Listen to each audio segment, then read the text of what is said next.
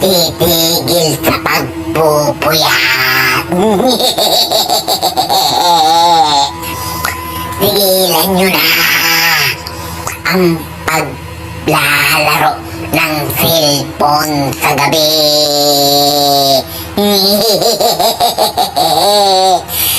Galit ako at ayaw ko sa mga batang nagpupuyat.